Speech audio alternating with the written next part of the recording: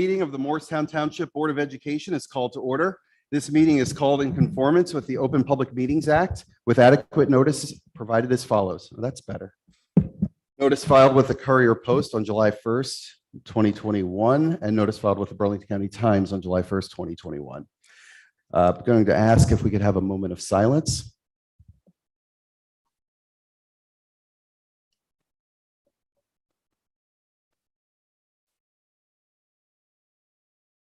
Please rise for the Pledge of Allegiance. I pledge allegiance to the flag of the United States of America and to the republic for which it stands, one nation, under God, indivisible, with liberty and justice.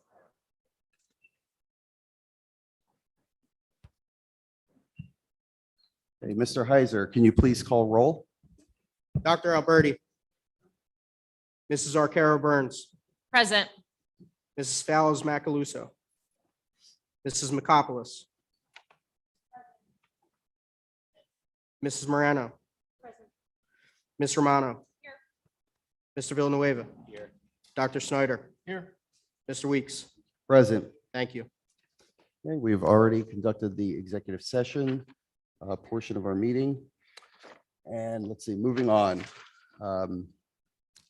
I will call for a call for approval of the minutes. May I have a motion to approve the minutes for the meetings from March 8th, March 22nd, and April 5th, both the executive and this regular meeting and the special meetings. So moved. Second.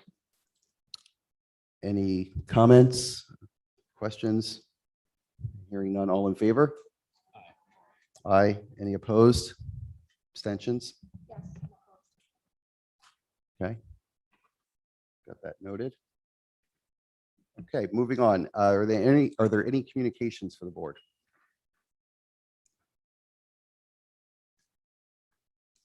Okay.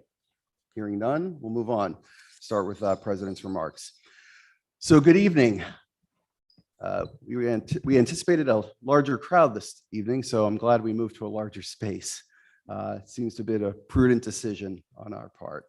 So we appreciate the engagement and interest of those who are in attendance, especially the members of the Morristown Education Association, to whom I extend a sincere and heartfelt welcome. Tonight, we will be voting on the approval of the 2022-23 budget. This budget is the result of many hours of work, discussion, and efforts by our administration and staff. While difficult choices were made about what stayed in and what did not, I believe these efforts will pay off in the excellence in educational experience and opportunity we will continue to be able to provide our students while still living within our means. In addition to the budget, part of the board's work also involves renewing the agreement with our teachers, paraprofessionals, secretaries, custodians, and other represented staff. As I noted in my remarks in a previous board meeting, we are still working through negotiations, and I want to share a bit of perspective. Now, this is not the time or place to go into details, but what I've said, and will say again, is that it is not due, that the fact that we haven't come to a resolution yet, it's not due to the lack of respect for what those members of our district do and what they've provided for our students and school community. It is not due to a lack of understanding of what we have all been through over the last 2 years with the pandemic and adapting to different ways to help our children succeed and thrive. It is also not due to a lack of understanding about the challenges we all face with the economic conditions that exist. Finally, it is also not about a lack of desire to take care of those who take care of our children and form the backbone of our educational community. Reasonable people can differ on the way to get to an outcome and have mutual respect while they work through those differences. That is what we all strive to teach our children as they grow and learn to compromise and negotiate their way towards understanding and solutions. I know we are all well-intentioned, passionate people who care deeply about finding a way forward. We are all committed to a resolution and are still working to find that pathway. It may take more efforts and some, this isn't an Oscar speech, I'm being played off, it sounds like.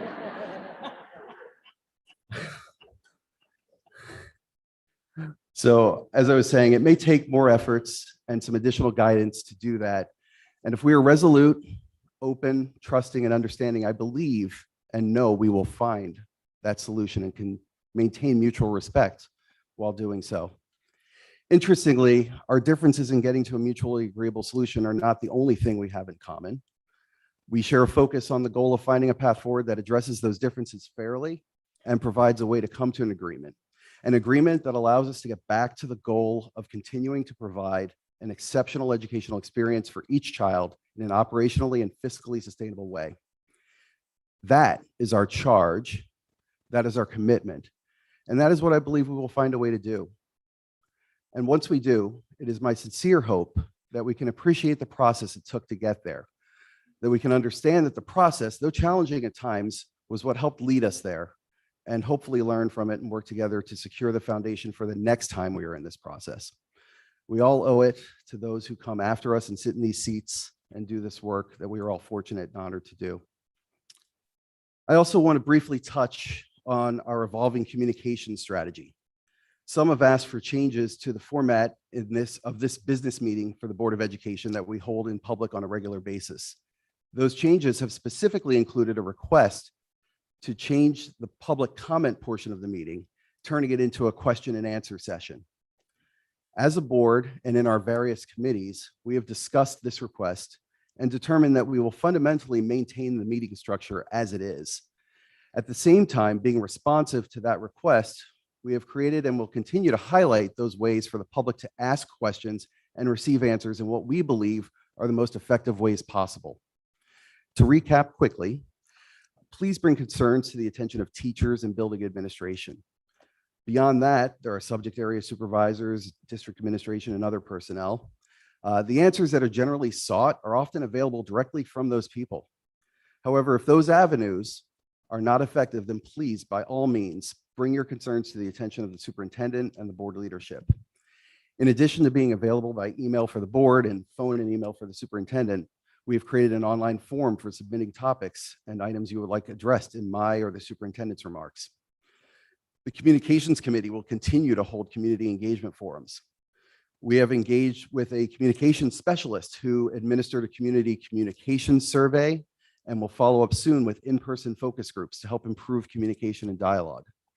Additionally, Mr. Volpe held his own town hall at his own expense. A summary of the questions and answers from that event is available on the district website. We feel that these and other similar opportunities which we expect to introduce provide ample and more effective opportunities for the dialogue I've told you that the board is interested in. Please avail yourselves of these opportunities should public comment in its current format not meet your needs. Thank you, and I'll turn it over to Mr. Volpe. Thank you, President Weeks. I'd like to first turn it over to my Director of Human Resources, Carol Butler, to recognize one of our standing retirees who's not here tonight, but we'd still like to acknowledge that person. Good evening, everybody. All right, we're here tonight to honor one of our own teachers who's been in the district for about 19 years. She worked at UES. Ms. Cheryl Deviney is retired. She's actually in Florida. If she's watching, everyone can wave to her. Okay. Ms. Deviney served as an undeniably excellent sixth grade teacher, science teacher at the UES for 19 years. Her enthusiasm for teaching and learning were evident in her everyday approach with students and colleagues. Mrs. Deviney loved sharing her passion for science and worked diligently each year to make science come alive in her classroom. She has touched the lives of thousands of students, many of them who have gone on to pursue careers in the science and medical fields. We want to wish Mrs. Deviney all the best in her next chapter. She is adored as a mother, a grandmother, a wife, and is looking forward to a treasured time with her family. She is currently on a retirement and birthday celebration trip with her family and could not be here with us this evening. Please give us a warm welcome to thank Ms. Deviney for her service to our students and our school community.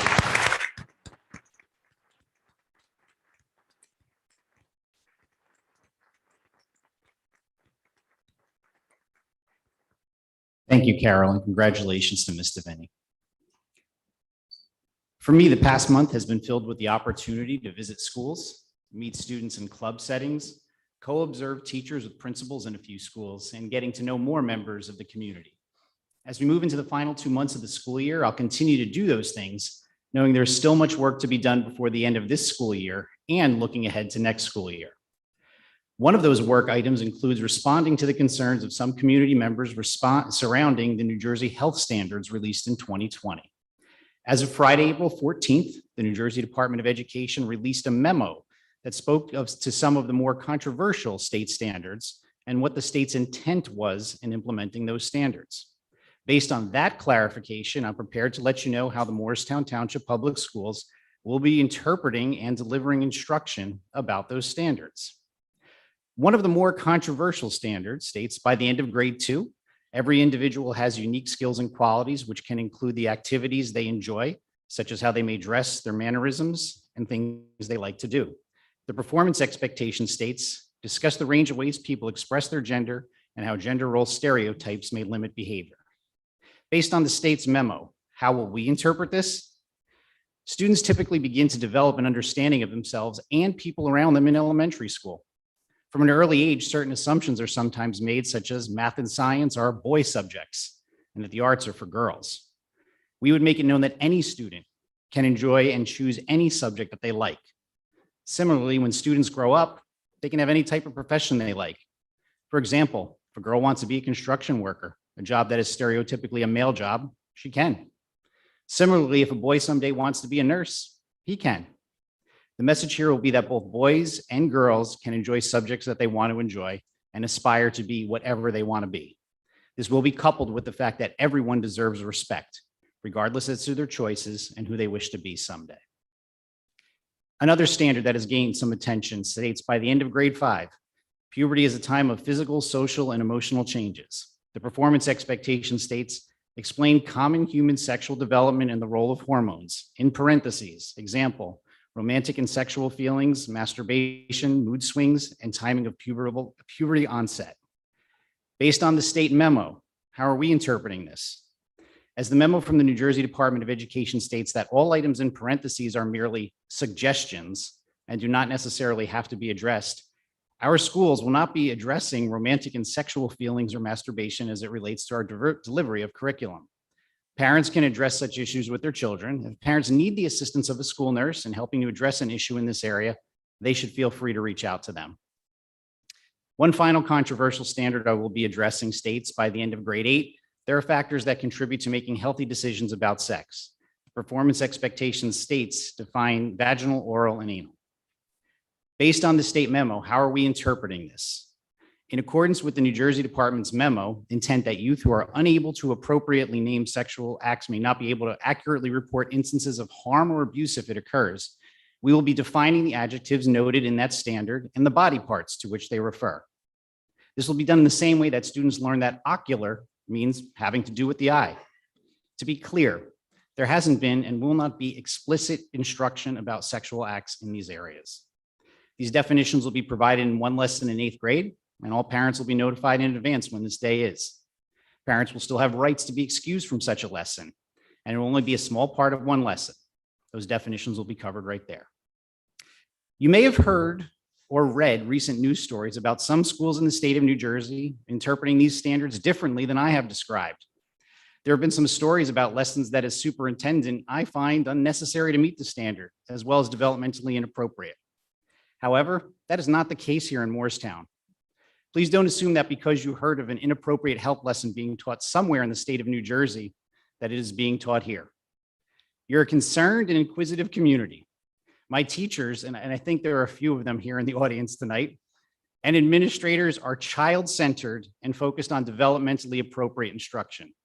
To date, I have not received one complaint about an inappropriate health lesson being taught to students. So if you have further questions pertaining to your child and the instruction being provided, ask your teacher. There's a lot of them here wearing red. If you don't get a satisfactory answer, ask your principal. However, it is my hope that my statement today alleviates some of the concerns people have expressed to me. As a reminder, in addition to the new standards reference here, some families may still want to be excused from other health-related curricula, old or new, units or lessons for certain reasons. In any such cases, by our policy, a form is available on our website to help you with the next steps and to coordinate with your building principal for more specificity. That being said, I've already spoken to the curriculum committee of the board about making our curriculum guides, which are all posted online, more clear so that a person who does not have a background in education can more easily see the scope and sequence of what is being taught in a particular curriculum. This would include big ideas, objectives, and assessment methods, but to be clear, it will not detail individual teachers' lesson plans. The curriculum committee will be reviewing such a sample at our May meeting, and if all goes well, we'll implement that strategy moving forward. An immediate goal for me in that area would be to update all of our health curriculum in this way with some more specifics and have that posted and available online before the start of next school year so that everybody can see what's being taught. On a completely different note, but also a very important matter, every 3 years, you may or may not be aware that all schools in the state of New Jersey must test for lead in water. In November, such testing took place in our schools. The results of a first draw of water showed that 7 faucets district-wide were found to have lead over the acceptable limits. All 7 faucets were in the kitchens of South Valley, Roberts, and Morristown High School. A second draw on all faucets was conducted, which concluded they were within the appropriate limits. But in addition to that, as a precautionary measure, the district started remediations in December. To be clear, none of these faucets were used for cooking or drinking in any way. The precautionary measures taken included replacing all supply lines, fittings, valves, and outlets, as well as installing lead filters. It was determined that there are no more unacceptable levels of lead in our water, and we just received the final report on this matter as of yesterday afternoon. So this is why you're hearing of this today, because within 72 hours of receiving that official report, we are required to post those documents on our website and inform the community there for your review if you should wish to do so. The next testing year for lead will be in the 24-25 school year. Finally, at May's Board of Education meeting, I'll be sharing our efforts starting this summer and heading into next school year that are funded by the remaining federal funds through our ESSER grants. Categories of spending will be disaggregated in specific instructional and facilities areas. Additionally, it'll be clear which grant funds are paying for which efforts and the amounts involved. Once I present it in May, it'll be then posted online for all community members to view at any time. I know I've talked a lot already and I should kind of wrap it up shortly, but I do want to say the best part of my job is getting into the hallways and into your classrooms and seeing the wonderful work that you're doing for kids. I understand why everybody is here tonight, but it is a pleasure being your superintendent. And then I think at this point, are we going over to the student board representatives? Correct. Okay. Oh, go ahead, Mr. President Weeks. I'm sorry. Sure. I was remiss and I forgot something during my remarks and I just wanted to circle back. And some of you may have noticed there's a new board member up here on the dais. Claudine Morano has joined us. She was sworn in yesterday. So she's officially a member of the board. So I just want to officially welcome you. And thank you for volunteering. your service. Thank you, Nick. Just to be clear, she's appointed to fill the remainder of this year of the term that was vacated earlier this year. And there will be an election for that position later in the year. I don't think you have anything to announce right now, but we won't put you on the spot. Anyway, but just wanted to be clear about that. So thanks. And now we can move. We have 2 of our 4 student representatives who are here.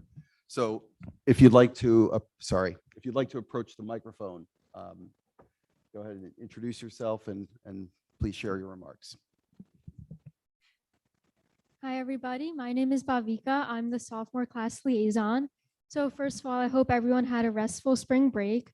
I know for students and for everyone, the push from spring break to finals is the hardest, but also the most rewarding. For the rewarding part, a lot of my friends who are seniors are committing. The Voice, our student newspaper, just released an issue. We have 2 more coming up. And yeah, so that's a little bit what I'm here to talk about. Firstly, a bowling event. So just for student council students or student council officers and advisors will be going bowling. It'll be a great opportunity for all of us to bond with not only the class officers in our grade, but the class officers in for me, freshmen, juniors, and seniors, as well as celebrate and reflect on all that we've done this year as student council. Spirit Week, we've had our Veterans Day Assembly, we've had our Martin Luther King Day Assembly, and most recently our service projects. So I'm very excited for that. I'm absolutely awful at bowling, so I will definitely be doing more socializing than bowling. So secondly, I'd like to talk about a new event that we have coming up from Student Council called Quaker Games. So just backtracking a little bit to last year, as some of you may remember, we had to move our pep rally to the last 3 days of school, and it was an absolute success. I was mostly virtual last year, and so for me to come in just for the last 3 days and have fun, it was very rewarding. And it was a great success, and we had great responses from the student body as well. And so to rekindle those spirits and all of the fun that we had, we are starting a new event called Quaker Games. And we are currently in the process of finding, so this will be similar to the Spirit Week that we had in the beginning of the year in October. However, we will have completely new different games, which we are currently in the process of deciding. So those are all my updates. I'm very excited for the end of the year, almost there. I hope everyone has a wonderful night. Thank you.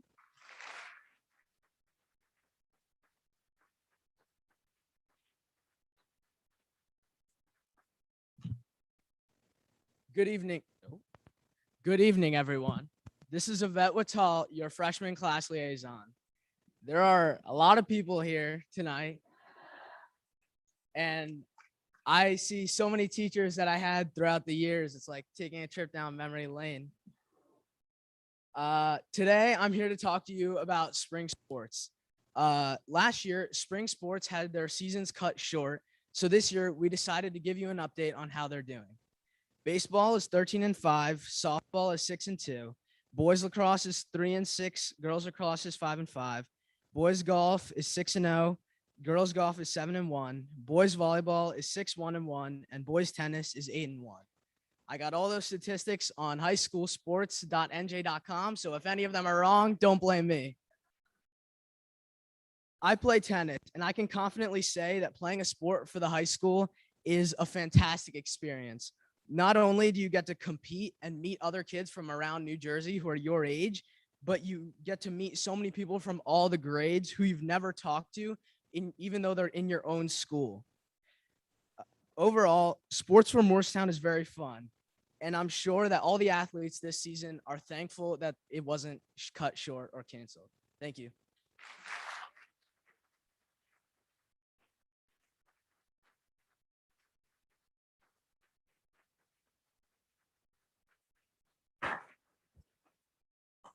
Well, I like that we have the students trained now. We don't even have to excuse them. They're just like, there's a budget talk coming up. We're out of here.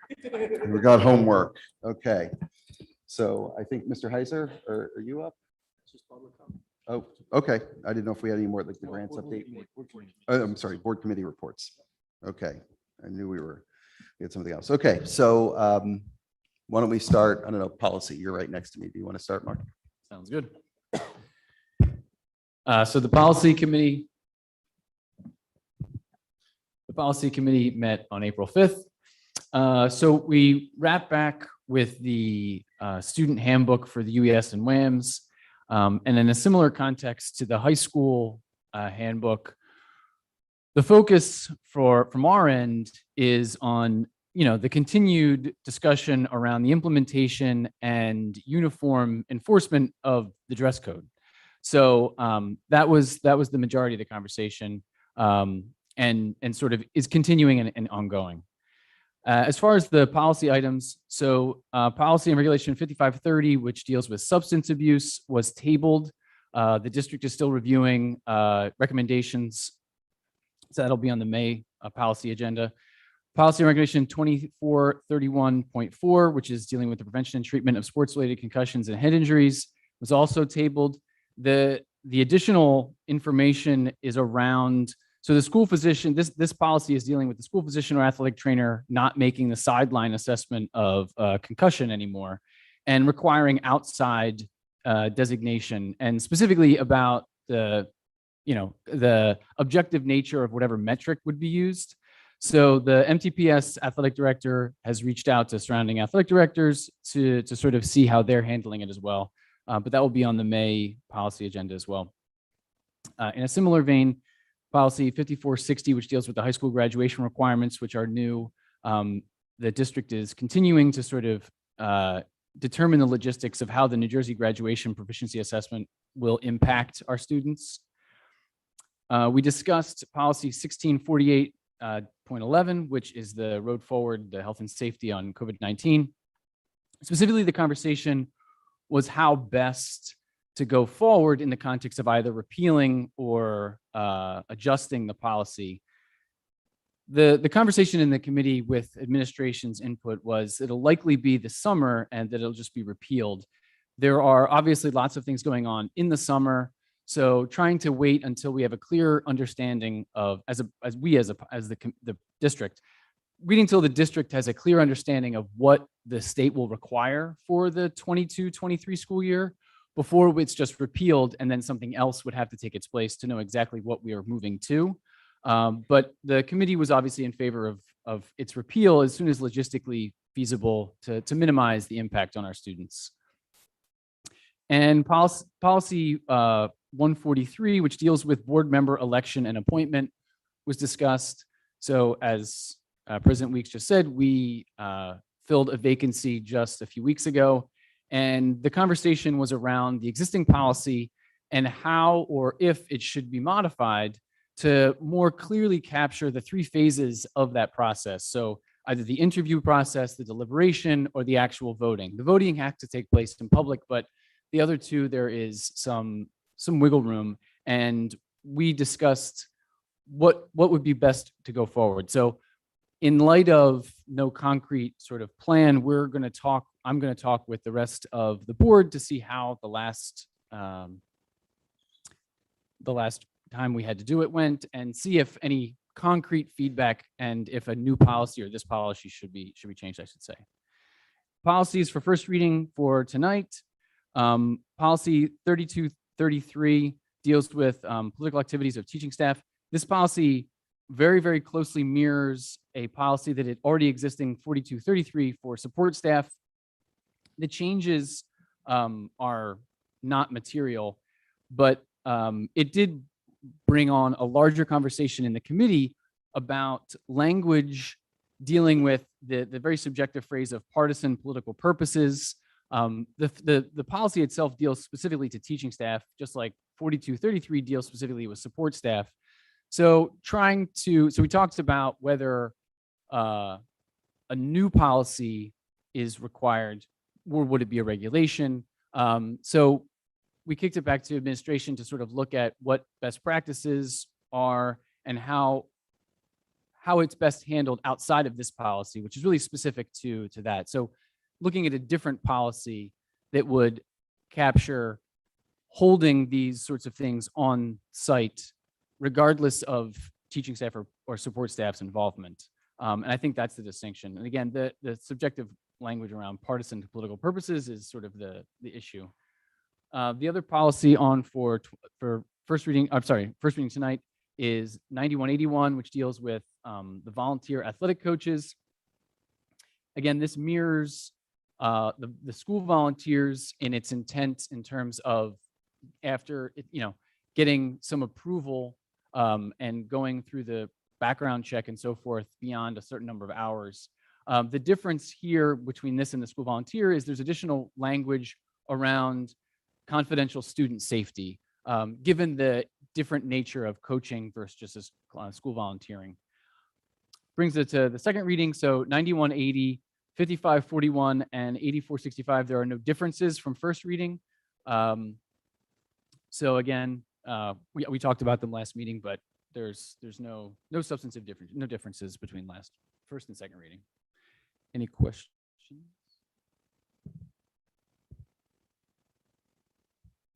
No questions from the Just board? quickly. Go ahead, Cheryl. Sorry, that was loud. 164811, I thought that had an expiration on it of the end of the school year. Is that not correct? There's aspects that, Karen, do you want to speak to that? I may be speaking out of turn, but I'll do it anyway. I don't think the policy itself has self-termination language in it, but I think the executive order that it follows contemplates that it's only in effect until the end of the school year. So I don't think the policy necessarily expressly terminates on its own, but I think by implication, when the executive order expires, it would also expire. But again, I'm speaking out of turn. I think the intent of administration was that there'll be guidance prior to the end of the school year to know if it will be, what will happen to it prior to the end of the school year. So, but that's speculative, but yeah.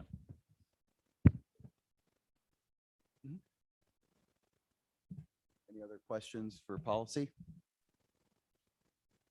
Okay. Finance and operations, do you mind going next, Mr. Villanueva? Sure. Finance and operations met on April 13th. In person again, we've been having our meetings in a hybrid model, but mostly in person, which is refreshing. Our first order of business was a presentation by Michael Rouse, who's the executive director of the ESF camps. ESF is the summer camp that's run on the campus of the middle school that we've had a relationship for a number of years with that has provided a nice opportunity for students in town and outside of town to participate in a great camp, but also give us a nice revenue stream. Obviously, COVID had an impact on camp enrollment the last couple of years, and we renegotiated some of the terms of our existing agreement, which will expire after this summer. And I think there is a mutual interest in extending that agreement, presumably on terms closer to as they were originally intended pre-pandemic. So hopefully we'll have some updates on that in months to come. We also discussed our custodial bid, which went out several weeks ago. I believe it's now closed, Mr. Heiser, and we have received a number of bids for custodial services that we're reviewing.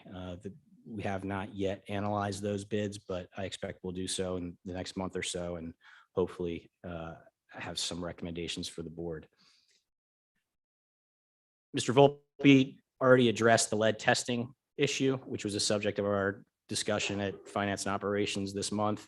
I won't repeat what Mr. Volpe has already stated. We talked about a number of transportation issues. In my mind, probably the most significant is that non-renewals are prevalent in the state and in the county, and we're no exception. We believe that 11 of our 13 routes have been non-renewed. And this presents us with a significant problem, budgetarily and operationally. We are going to have to get creative and get some new companies in, or hopefully get favorable terms from our existing bus companies to make sure that we've got efficient transportation lined up for next year. We're considering the possibility of a joint bid with other districts, but for a number of reasons, we're not sure that's going to work. But we expect to get bid specifications out, if not this week, next week. And so more on that to come. We talked about the milk issue that struck parts of New Jersey several weeks ago, probably about a month ago now, where there was some contaminated milk that hit some schools. I think most notably Camden, there were some kids that got sick from drinking milk that was contaminated with sanitizer. We became aware that one of our schools, and forgive me, I forget which one, the UES, had milk that was not contaminated, but was on the same lot. The suspected contamination. And so the Department of Health came out. We had to sort of quarantine, I hate to use that word, but quarantine the milk and have it destroyed in front of the Department of Health. But thankfully, we don't believe it was actually contaminated. And there were no issues in terms of kids ingesting any contaminated milk. Mr. Heiser gave us an update on the status of the county's review of our budget that we preliminarily approved last month, and that's on the agenda for tonight. Dr. Benton gave us a presentation on her proposal to use some ESSER funding for the STEAM program in the summer of 2022. which will provide 4 weeks of programming for Title I students at Roberts School, as well as 2 weeks offered for students from Baker and South Valley. And those invitations for those students will be based on map data and other measuring points. The committee supports Dr. Benton's proposed allocation to ESSER funding for that program. Mr. Heiser gave us an update on our claim experience, which has not been good. And that's in connection with our health insurance. As a district, our claim experience hasn't been very good, but we are in a pool with other districts that have had favorable experience. And so that's the benefit of being in these pooling arrangements, is that if you have a bad year claim wise, if other districts have good years, then hopefully our premiums won't go up, and hopefully it's a mutual relationship where when we have a good year and others have bad years, we're helping each other out. There is on the agenda tonight, I believe, an item related to our vision benefits. And we proposed to having a 3%. Mr. Heiser was successful in negotiating a deal with our vision carrier to have a 3% increase on vision for 1 year, then with no increase for the following 3 years, which in our view is a very good deal to lock in 3% over the course of 4 years. There is, as an add-on to the agenda that was made public today, a codicil relating to the MA agreement. There's language in the MA contract related to use of vacation time. And through, I'll call it an audit. I don't know if it was actually a formal audit, but we discovered that the application of vacation time under the MA agreement was not necessarily consistent with the language of the agreement. And so the codicil that is attached to the agenda this evening is intended to clean up that practice. And so we thank MA and administration for coming to a reasonable arrangement to make sure that we are actually executing on the language of the contract as it was intended. Ms. McGlone gave a presentation. She would like, she's proposed to have a new position to help her with EDC. I think we're still exploring some of the details around that. And so that's not something that's up for the board's consideration this evening, but more on that in the future. Any comments or questions? Thank you. Thank you, Mr. Villanueva. Lauren, would you mind Not at all. doing? Curriculum met Curriculum. on April 14th. First, Mr. Volpe advised the committee of the potential discontinuation of virtual instruction during quarantine, especially affecting K through third graders because of the challenges it presented to the teaching staff and the instruction time required for that, and just the cycle through of the timing of how long it took to get the materials to the younger grade students. That was just advised that he was considering this situation, and he will be following up later with the committee once a determination has been made on that subject. And then a very large portion of our meeting was, as Mr. Volpe already really eloquently explained, about the physical education and health standards. I will try and just highlight the things that maybe he missed that were in the minutes. One of the things we did look at was just the historical perspective. It did seem, maybe compared to other districts, we had implemented these health standards sooner than needed. There was a history that was kind of explained that, in 2020, we were getting ready for CUSAC evaluation and assessment, and we're really looking to rewrite a lot of curriculum, kind of quickly to get everything up to standard and code. And so health and PE was in that cycle to get ready for CUSAC assessment to be rewritten over the summer. So with that, being the case, that's why our curriculum was written and has been, being implemented over the last year and a half. Mr. Volpe pointed out that the state has since corrected the document that they were posting online, which erroneously kind of put everything posted as the end of grade 2, and really wanted to credit the Morristown staff for reporting that error and bringing that to the state's attention. We went over, as Mr. Volpe explained, the process and procedures for students to opt out of various lessons when needed, and what that process was. Kind of highlighted the point that, as we're looking at the standards that are set by the state, we understand too, as a teaching entity, that not every standard is given equal weight. And so some of these issues, as Mr. Volpe said, these lessons were taught in a one-day class period. It wasn't over and over again over the course of weeks or months.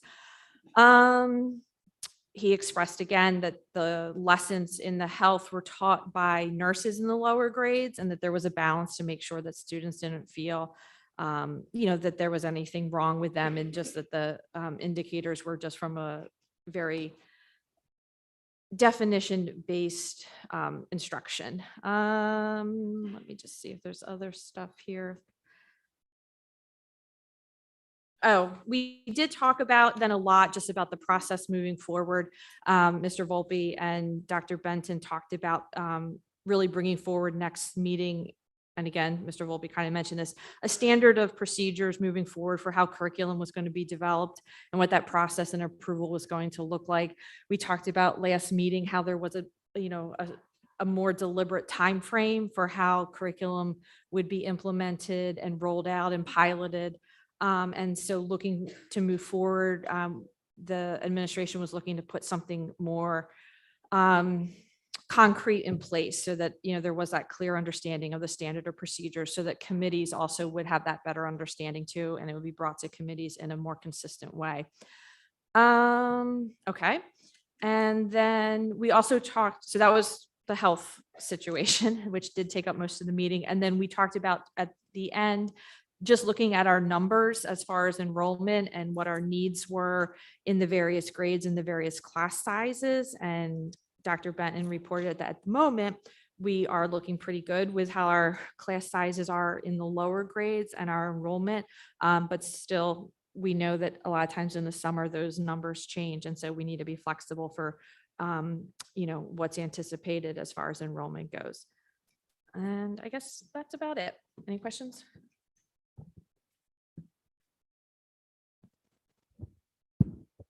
I don't so much have a question, as I just want to really thank Mr. Volpe and Dr. Benton for being so responsive to the concerns that were raised from the community and within the committee itself. We did have very deep and honest discussion about the feelings on the standards and the interpretations. And I think the steps that you're taking to allay parents' concerns and give them opportunities to ask questions and learn more is very appreciated. So thank you. Great. Anyone else for Mr. Romano? All right. Thank you for that report. Dr. Alberti could not be here this evening, so I will give a brief overview of the communication committee meeting. We actually had, I'll call it 1.5 meetings. We met on March 30th and discussed the community survey that I mentioned earlier in my comments. Sorry, is that better? This mic is odd. So I'll start again. We met on the 30th. We started off with a discussion about the survey that was put out for the community. We got a brief review on the 30th and then had a more in-depth review on the 13th. That was the other half meeting, if you will. So we found out that we did get a significant enough response that it could be the data could be normalized and compared against other districts who've done a similar survey. The next step in that is to have focus groups. And then once we have the in-person focus groups, then we'll be able to have a full kind of analysis of all the data and come up with the conclusions that we could draw from that process. We talked about the web, again, another thing I mentioned in my comments earlier, the online form for people to submit comments that they wanted comment on during the school board meetings. For that process has not been well utilized so far. So we talked about potentially continuing to repeat that it's there and publicize it to make sure people know it's available. But we haven't had many questions on there, and any of them that have been on there, we've either addressed in the comments between the superintendent or the president, or those people have been responded to directly. We talked about the town hall that at that point was upcoming, and understanding a little bit about the format of that. Mr. Volpe explained to us what his thoughts were about that and his plans for that. We talked as a committee about addressing the, well, I'll get this one first, about the concerns that the community had about hybrid board meetings, about Q&A and board meetings. Again, something I spoke to in the president's remarks.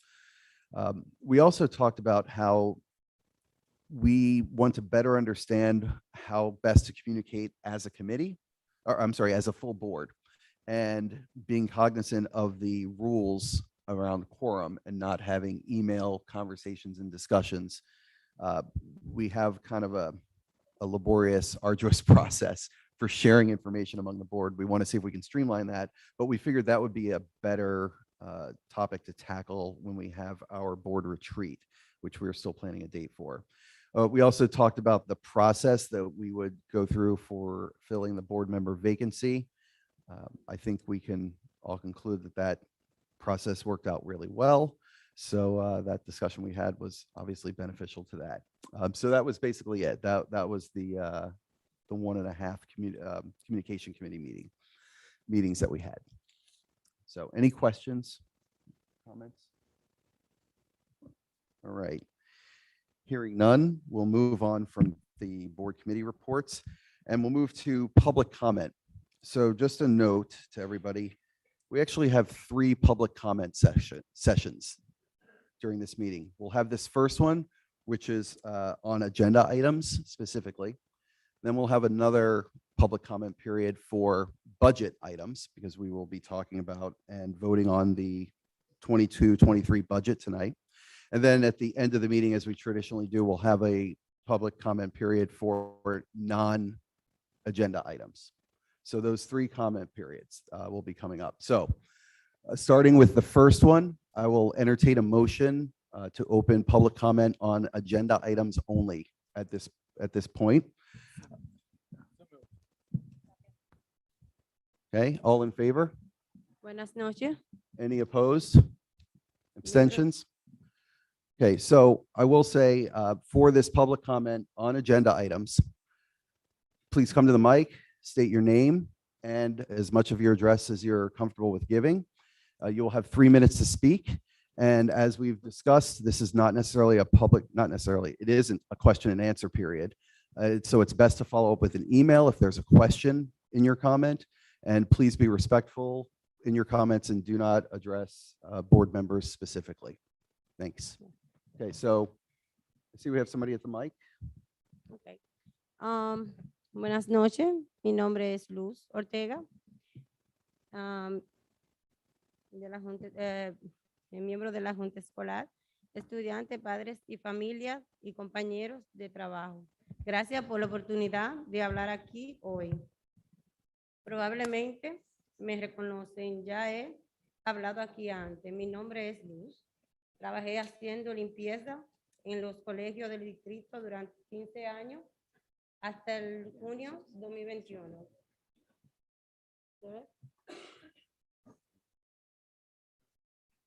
Good evening, members of the board, students, parents. As many of you know, with the support of our union, 32BJ, we have been fighting for justice since we lost our jobs last June when HCSG took over the district's janitorial contract. Today we are here to tell you that justice is in sight. Over the weekend, Healthcare Service Group agreed to settle the charges brought against them by the Labor Board. The settlement is worth over $400,000. That includes back pay of wages and reimbursement of medical expenses workers incurred after we lost our jobs and our healthcare. The agreement also includes the requirement of respect our rights and bargain with our union. Most importantly, we will be coming back to work with the district. We are so thankful to those of you that have supported us to fight. However, we still need your help. The district recently received bids from companies from a new 2-year contract to clean the schools. Among the bidders are 2 of responsible contractors that are committed to upholding the industry standard, wages, and benefits, including the quality, affordable healthcare we previously received. We urge the district to award the contract to one of these responsible companies who will respect our rights and provide fair wages and benefits. Thank you again for your time. We look forward to being back at work, taking care of the schools where your children learn. When we are back working with our wages and healthcare restored, we will once again be able to care for our families.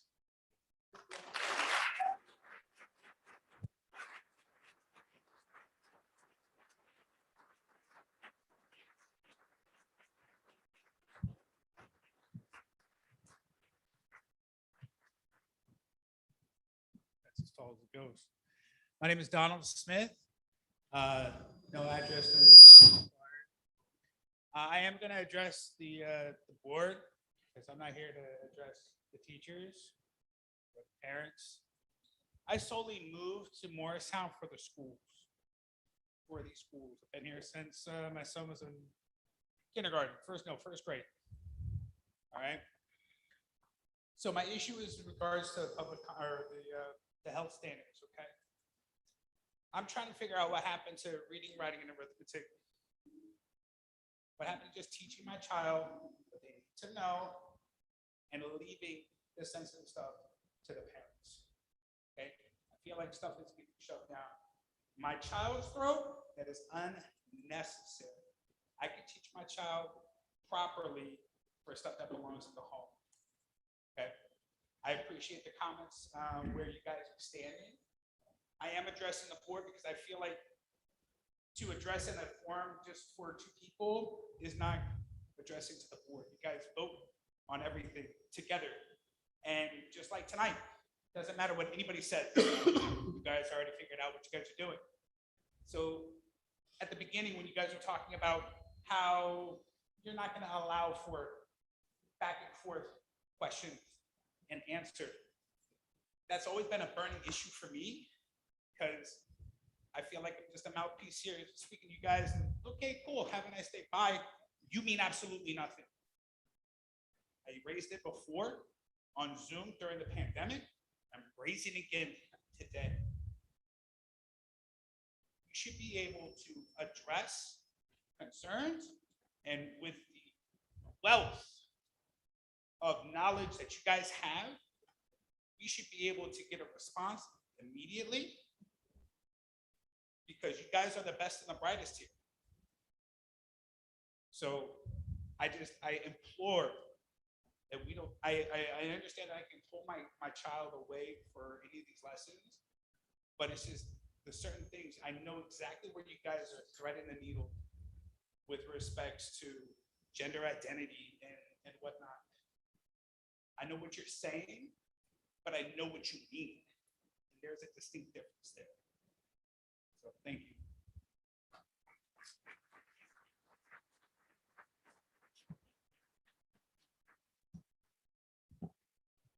I'm not as tall as he is. Thank you, Mr. Volpe, for your opening remarks on the health standards. I do have a couple of comments and questions. First of all, Sarah Rivera, sorry. First of all, will you be posting your opening comments online and incorporating them into the posted curriculum so that it's completely transparent as to what is and is not being taught here in Morristown? That's an easy yes or no. Maybe. Want me to address this? I think, please finish your comment, Ms. Rivera, and if you have questions, just follow up with an email. I'm sure they'll be addressed. Maybe. Second, I've gone through many of the curriculum files online, and there are some housekeeping items that I think need dealt with. There are many files that are missing author names. There are many health files that are dated February 2020, but reference the new state standard that wasn't released until June of 2020. And third, I think I speak for a lot of parents that are probably fairly relieved to hear your interpretation of the standards, but are also extremely skeptical of its true implementation. It would be nice to hear you go on record that appropriate disciplinary action will be taken if a staff member violates your interpretation of the curriculum as stated today.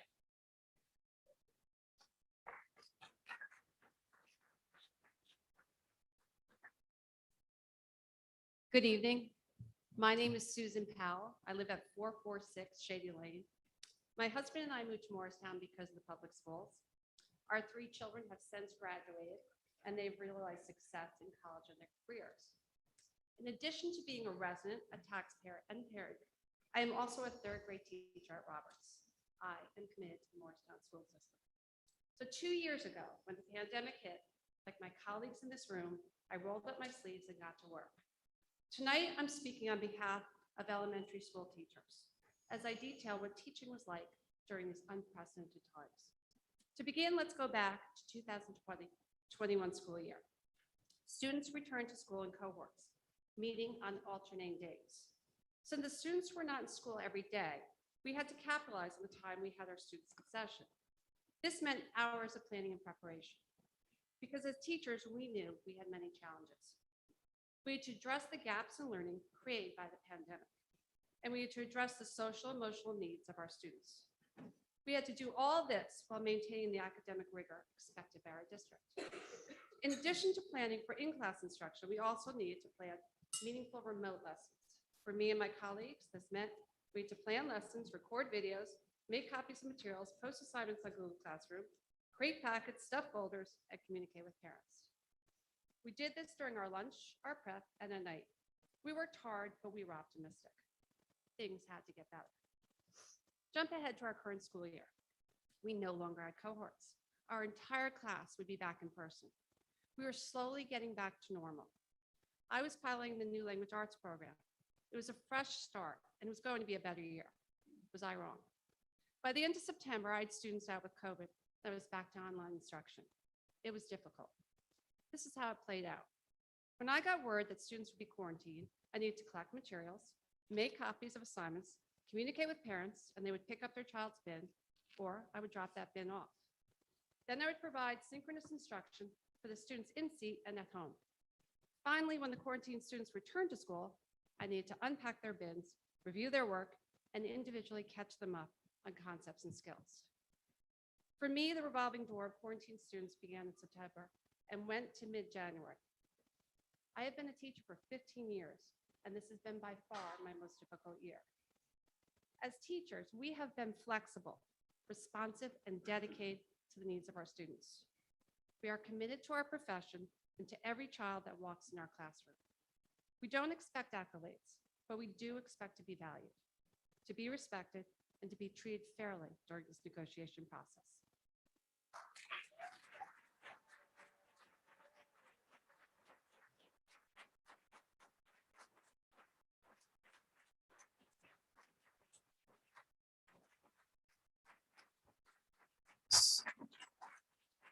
So thank you for the comment. Before we continue with public comment, as I stated before, we'll have 3 public comment periods. This first one is for agenda items. So if we could have people, in addition to your name and your address, let us know which agenda item you're speaking to. And if there's not an agenda item, let's wait until the appropriate public comment period for that, please. Okay? So you have an agenda item to Yes. speak to? Yes. Okay, but actually, and also, Ms. Rivera, you've had a turn. But I didn't take my whole 3 minutes, so Well, it's going to be hang real on. short. Let's see, is there somebody else who wants to speak to an agenda item? And then when we're finished with that, we can certainly come back to you. Thank you. Elizabeth Pollard, 64 Brooks Road.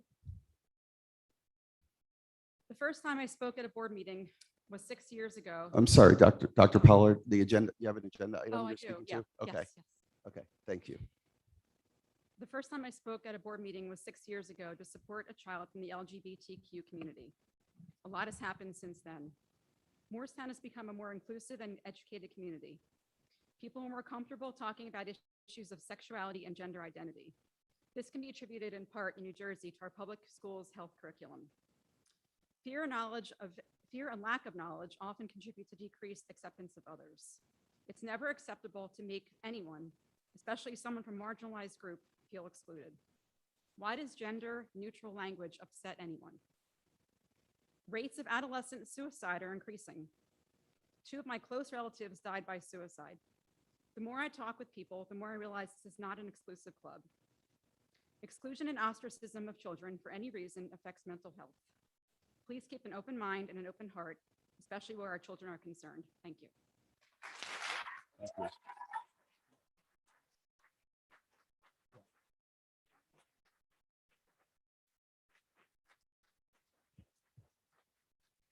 So again, I just want to be clear. Can the people doing public comment now, please note which agenda item you are commenting on during the agenda item public comment period. And if it's not an agenda item now, we'll certainly have that open public comment period at the end of the meeting. Yeah, I don't know if I'm confused or not. But the opening comments about the budget, I guess would be the agenda item. Is that accurate? Okay, perfect. So my name is Stephen Phillips. I was fortunate enough to grow up in Morristown. I'm fortunate enough to have 2 parents who still live in Morristown. And, you know, obviously most fortunate to have been teaching in Morristown for 14 years. And over that time, I've met some incredible people. I've met some incredible students. I've met some incredible board members. Most of all, you know, over the past 2 or 3 years, especially, I've got to see kind of what everybody here is about. We've had to change a whole lot about what we do. And I know that's not just us. And I know that's not just this town. And I know that it's been kind of nationwide. But I'm here just to talk a little bit about what we do and what we've done. And I've seen our district, I've seen our school in particular kind of rally around the cry that's been put out to adapt and achieve and keep implementing new the standards that we're talking about, new teaching dynamics and everything else. I've seen our department take what is typically a classroom that's interactive and fun and very inclusive and kind of loose, and have to make it virtual and doing HIIT workouts at 7:30 in the morning with groups on Zoom and kind of just changed everything about what we've done for years, just make it work. And then we come back and, you know, we're painting lines outside on a parking lot to play pickleball and badminton outside, and just adapting, all with a smile on our faces, all because we are really surrounded with very like intrinsically motivated people that just want to do well for our students, for the people around us, constantly pushing and motivating ourselves to be better. And again, just to adapt. And over the course of my 14 years, I've been very blessed to be put in very fortunate situations everywhere that I've gone. And the most confusing part has always just been why we all have to gather here every couple of years to do this. It's frustrating, and I just wish that it was different. I think the entire environment would just be a little bit better if we felt support at times. And obviously we do feel supported. And I think that some of the opening comments about how, you know, that we do want a fair settlement on both sides and everything else, I don't think that anyone here is lying or that that's not what we want. I just really feel like the entire vibe, the entire environment of everybody in this room would just be a little bit different if, you know, we actually kind of felt that. I don't think anyone's looking for a big Christmas bonus or anything else. I just really think that you have a really special group of people, you know, that are sitting in front of you that again, aren't extrinsically motivated by anything, just very intrinsically motivated people that want to do well just for the sake of the kids and just for the sake of the faculty members. And so I hope this gets resolved very quickly. And thank you all for your time.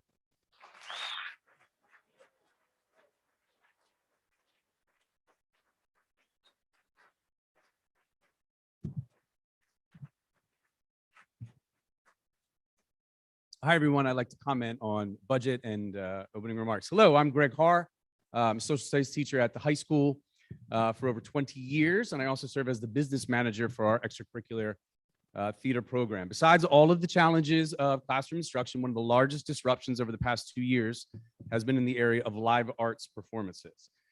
Everything about the after-school activity in which I'm involved, producing and directing theatrical performances, has changed. And I'm proud to say that our high school theater students have performed all of their regularly scheduled fall plays and spring musicals.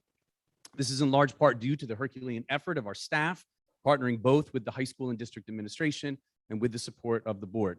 To make this happen, not only did our staff have to perform their regular artistic, technical, and administrative duties, but we needed to now consider state, local, school guidelines regarding distancing, mass exposures, contact tracing, capacity, seating, temperatures, vaccination. And for each show that we did, the guidelines shifted, requiring us to constantly alter our plans. But to do what needed to be done, the work of the staff in every area was impacted. Show choice, blocking and staging, vocal performance, costumes, hair, makeup, microphones. But our staff was dedicated to making the shows happen for the benefit of our students and for the entire community, and we did it by going beyond our job descriptions. We offered streaming options for our performances, including a free live stream to the Evergreens and Brandywine Senior Homes just a few weeks ago. In June of 2020, I delivered a virtual end-of-the-year banquet ceremony for our students from my living room. And last year, when many high schools were canceling their spring musicals or pre-recording them with no audience, ours was performed outdoors on the Baker School playground to provide our actors and technicians the opportunity to perform a live show to an in-person crowd. Despite us incurring most of our typical production costs, our audiences for the shows paid no admission, which was an important way for us to thank and to build unity with the Morristown community. Consistently through the years, even more so through the pandemic, Morristown staff members, like those in the high school theater program, have demonstrated that they value their students and their schools. The Morristown Board of Education should show that they value their staff members. Let's work together. Let's get a contract done. Thank you so much. Thank you.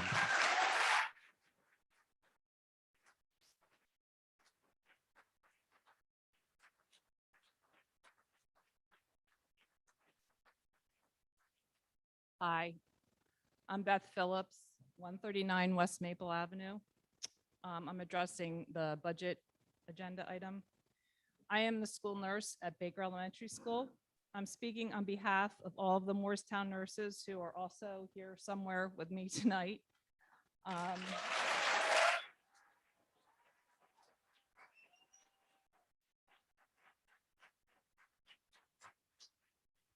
I have been the school nurse at Baker for over 16 years. I love what I do, and I love caring for your children. I think all of our nurses love caring for your children. These past 2 years, nurses everywhere saw a dramatic shift in our profession. School nursing was no different. We were called upon to become community health leaders and liaisons. Our already busy days became even busier as we added screening for symptoms of COVID, data collection, contact tracing, and quarantine protocols. These demands left little time for normal nursing duties, but we somehow did it all. We added hours into the day by working from home at night. The nurses worked hand in hand with the Burlington County Health Department to provide the county with the needed data to monitor COVID transmission within the community. The New Jersey Department of Health released updated COVID. As nurses, we were responsible for implementing these guidelines and communicating the changes to our family and our staff as they occurred. Some were frustrated with our diligence as we checked symptoms, quarantined and isolated students and staff, and we understood this frustration. We all have been affected by COVID. Many families, though, relied on the nurses to provide them with a COVID protocol and to assist them as they navigated through a very scary time. We were available to our families and to our staff day and night, weekends and holidays, to help assuage their concerns, give them guidance, and answer their questions. Our goal through it all was to keep our students and our staff safe and as healthy as possible. As school nurses, this has always been our goal. It may have looked a little different during the pandemic, but it's still our goal. The health and safety of our students and staff will always be our top priority. Consistently through the years, and even more so throughout the pandemic, Morristown nurses and all staff members have demonstrated that they value the students of Morristown and the Morristown schools. Please show that you value your staff members as well. Thank you.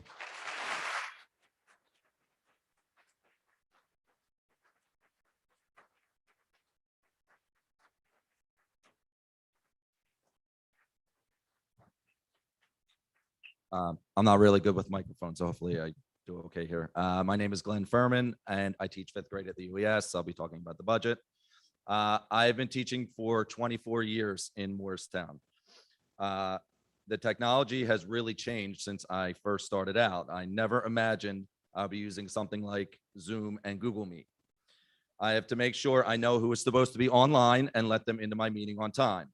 I need to make sure my camera and microphone is on, and my students' cameras are on and microphones are off. I once heard a student yell to her parents, "Oh, we're taking notes again?" I need to make sure I'm sharing my screen so the kids at home can see what the kids at school are seeing. I have to do all of that while making sure my students at school are paying attention and engaged. That is all dependent on if Wi-Fi cooperates at school and in their houses. And then my lesson can begin. It hasn't always been easy, but I've gotten used to it. When we were first asked to teach from home, I started out in my dining room. It was an absolute mess with books, papers, and lists all over the place. I spent so much time at that table that there are dent marks still on my carpet. My wife actually made me put that in there. If I had an assignment due at a certain time, I would sit there grading and returning them. If students didn't turn them in, I would constantly message them and sometimes email their parents asking for their help. Most nights I didn't turn my computer off until 8 or 9. My back started hurting from all the hours I sat at that chair, and it still hurts. When I learned how to teach my class using Google Meet, I was so excited that I could see the faces of my students again. I got kicked out of the dining room and had to go to the room in the farthest corner of my house so my wife could teach her students and my 2 high school kids could attend their remote classes. I had to practice controlling the volume of my voice, which is not easy to do. That might have been the hardest thing for me to do during this pandemic. My family was very excited when I was allowed to go back into school to teach. I was just one of 3 teachers who did that, and I loved the peace and quiet, and also I didn't have to control how loud I was. Throughout these 2+ years, I had tried to give my students the same memorable experiences that my former classes had.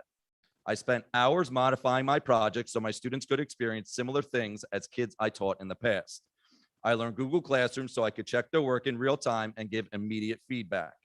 I drove house to house to drop off books to the students in my class, partly so they could have what they needed, but mostly so they could see me and I could see them and at least have a little bit of normalcy.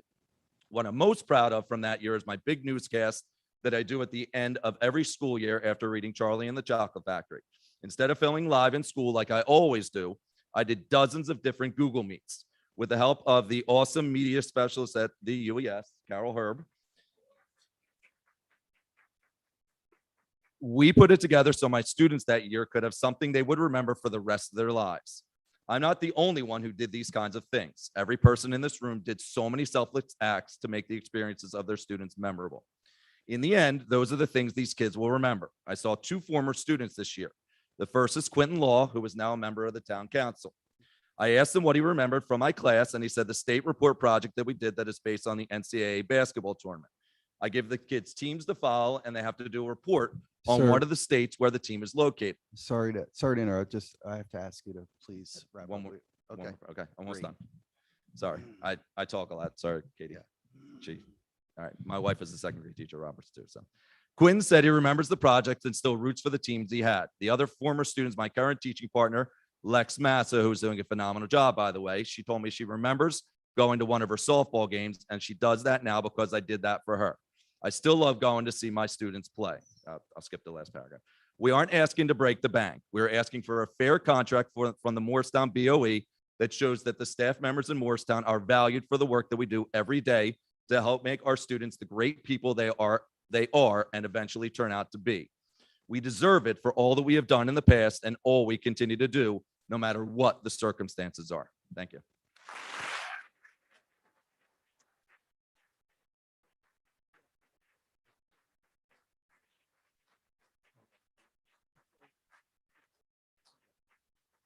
So I just want to remind everybody, in addition to this being about just agenda items, Please keep it to 3 minutes if we want to give everybody a chance to speak. I'll be brief. Thank you. Good evening. For those of you who don't know me, my name is Greg Wilkinson. I'm a class of 99 graduate. I'm also a 7th grade math teacher at WAMS. The last 2 years have been the most difficult and exhausting, basically, years of my 20-year teaching career. The analogy, building the airplane while flying it, rings too true to every teacher in this room. Despite the insanity of these last 2 years, we made the district our priority. We were fully committed to do whatever it took to benefit the students in the midst of the pandemic. We were your champions. Now be our champions. Show us that you value us as staff members. Let's get this contract done. Thank you.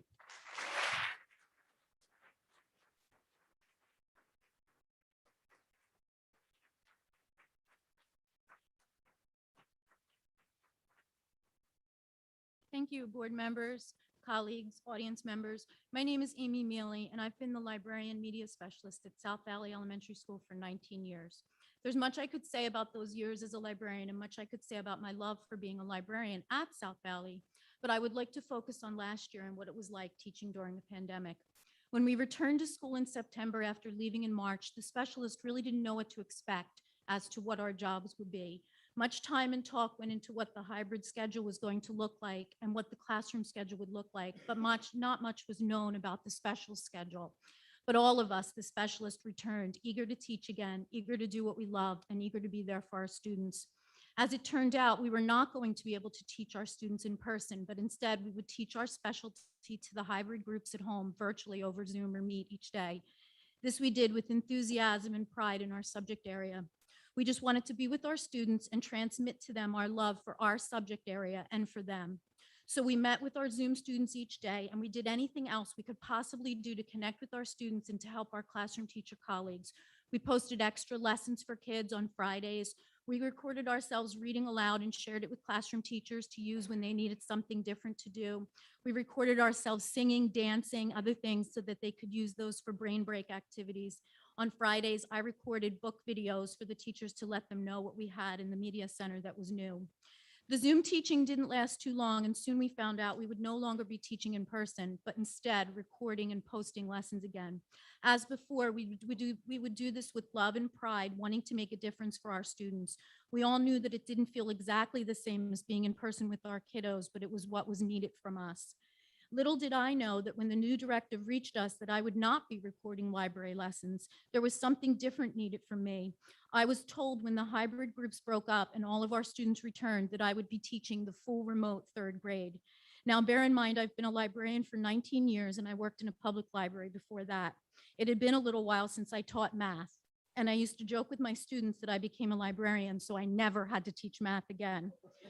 But this is what the South Valley students needed from me. This is what the district needed from me. So I took a deep breath and dug in. I had 3 days to work with the current 3rd grade teachers and be brought up to speed on the curriculum, all of the websites and apps I would need to access and use, along with all of the passwords that I was going to have to remember to get into those websites. But it was what the district and the students needed, so I took a deep breath and got to work. I'm not sure who was more nervous that first day, myself or the 3rd graders in my new remote class. The good thing, they knew me from the library and I knew them. So that first day together, we all took a deep breath and we got to work. I'm very proud of how hard they worked, and I'm very proud of them. We had so much fun, and we all of us together learned a great deal last year. The year ended with our graduation and our clap out, and my remote kiddos got to spend the day at school with me in person.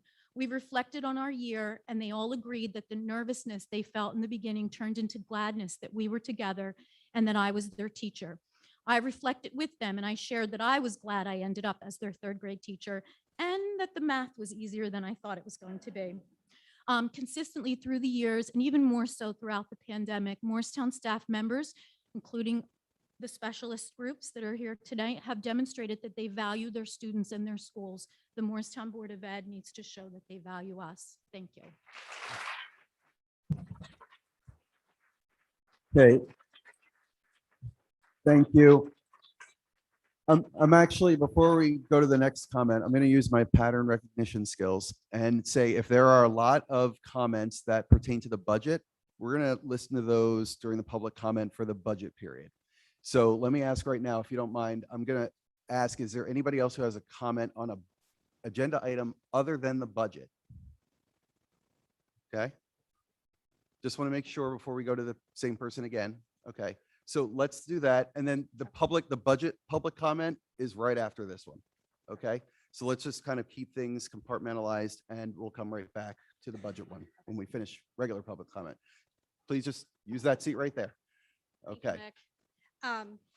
Pandemic was totally easy for me, by the way. So anyway, when I stood up here earlier with a sincere comment and requested that teachers, on the rare occasion it may be necessary, are held accountable for their actions, your very own teachers over here on the right made snide comments. Are you kidding me? Seriously? So, Give me a break. I'm going to interrupt you. Where is No. this on the agenda? We're- No, where is It's this on the about agenda? It's about the standards and accountability. No, This it is sounds why like it's parents are about comments you skeptical. heard in the, hang And on, this hang on, is hang on, why- hang on, Ms. Rivera, hang on, It's hang four on. more No, sentences. stop. And this is why Please, we need please stop. accountability Please at stop. all levels. They Can we don't cut the even wait microphone, till they're please? behind closed doors. So to listen, talk we're gonna behind my back. have some order here, not my microphone, her If my microphone. child can be held accountable for his We're gonna have some actions. order here. Hang I'm on, sorry. I think please. my point was made, Meg. Please hang on. We're going to have some order here. We have an order to things. Okay. And I've said it consistently each meeting. I'm going to continue that consistency. All right. So if you'd like to wait for a general public comment, that's fine. But this is on agenda items. That's not on the agenda. Are there any other agenda public comment items? Okay. Hearing and seeing nobody move towards the mic. Can I ask for a motion to close public comment? Okay, thank you. All in favor? Any opposed? Abstentions? Okay. So now moving on, we have our budget section of the meeting, which does include a public comment on budget items. So I need a motion to go into the public hearing on the 2022-23 proposed budget. So can I have a motion to open that budget discussion? So moved. Second?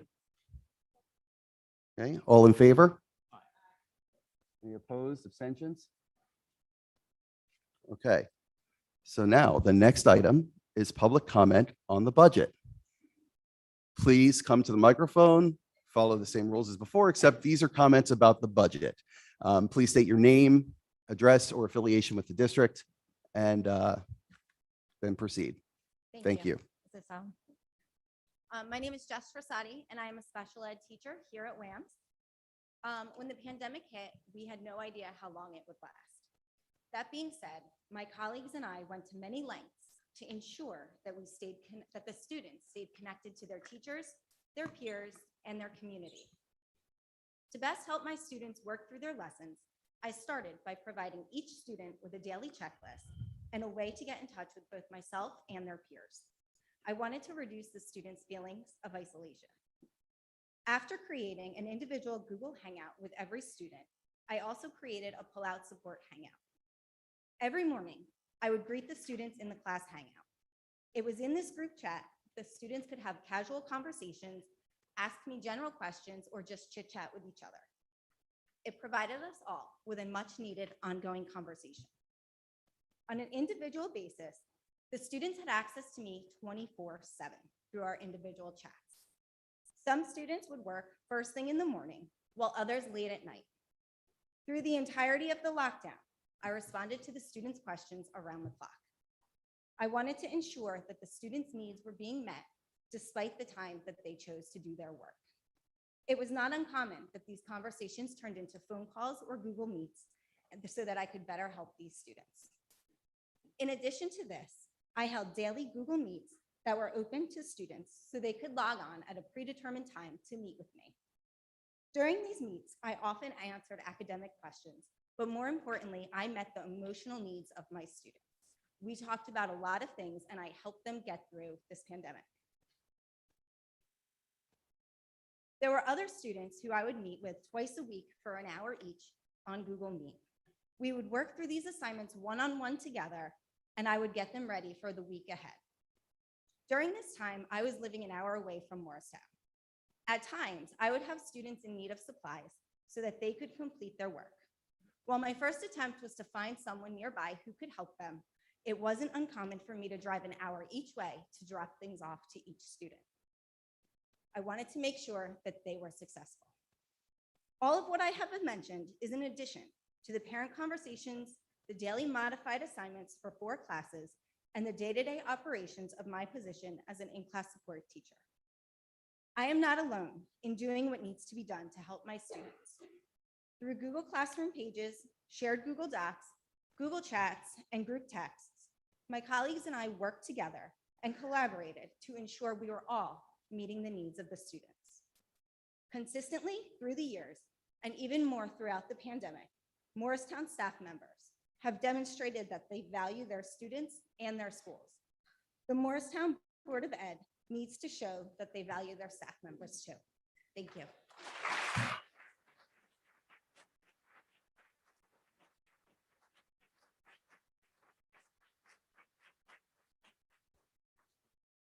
How you doing? Mark Ambrosino, 512 Middlesex Drive. I'm also a computer teacher at Baker and Roberts. I had read once that for the Apollo moon mission, for every hour the astronauts were on the moon, we invested over 100 million man hours here on Earth to prepare. And that's an amazing statistic. And it's also a great example of how we often forget about the details when we think about the accomplishment. I thought about this the other day when I noticed on my Google Drive that in the first 15 months of the pandemic, I had created over 500 videos for students, for my fellow teachers, for parents at home. Now, to be clear, I'm not comparing that to landing a man on the moon, but it did give me an opportunity to reflect on what we accomplished and what it took to get there, all of us, what it took for us to get there. I saw a lot of things over the past 2 years that really made me proud to be a teacher here. Too many to mention in just 2 or 3 minutes.